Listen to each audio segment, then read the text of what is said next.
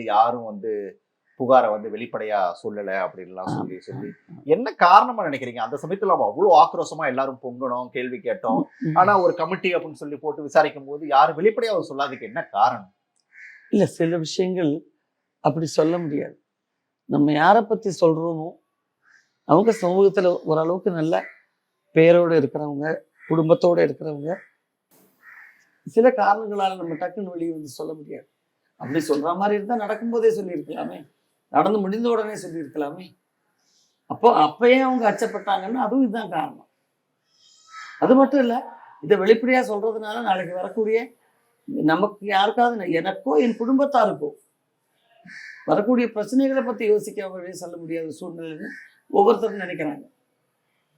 அதனாலதான் வந்து உங்க பேரை நாங்க வெளியே சொல்ல மாட்டோம் அப்படின்னு வந்து அந்த கமிஷன் முன்னாடி போய் அவங்க எல்லாரும் ரிப்போர்ட் பண்ணியிருக்காங்க. அதுதான் ரீசன்.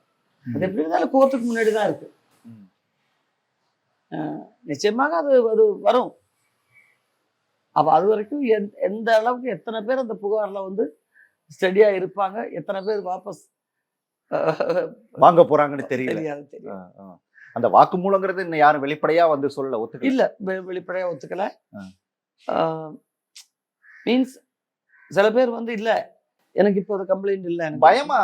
பயம் காரணமா இருக்குமா, மிரட்டல் காரணமா இருக்குமா, இல்ல இதை நம்ம வெளிப்படையா பேசிட்டா நமக்கான வாய்ப்புகள் வந்து மறுக்கப்படும் அப்படிங்கிறது காரணமா இருக்கும்? இந்த 3 காரணங்களும் இருக்கலாம். 3மே இருக்கலாம். இதுல நமக்கே வந்து தெரிகிற விஷயம் தான். 3மே காரணமாக இருக்கலாம்.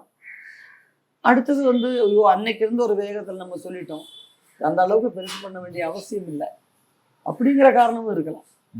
அப்ப நம்ம சொன்னோம், இப்ப காலம் கடந்து போச்சு, நம்ம சொல்லிட்டு இருக்க கூடாது, இதே ஒரு பெரிய விஷயமா பண்ணிட்டு என்ன அப்படிங்கிற ஒரு காரணம். ஒரு வருஷத்துக்கு முன்னாடி நம்ம பெருசா பேசின விஷயங்கிறது இன்னைக்கு ரொம்ப சின்னதாயிடுச்சு இல்ல? அவ்வளவுதான்.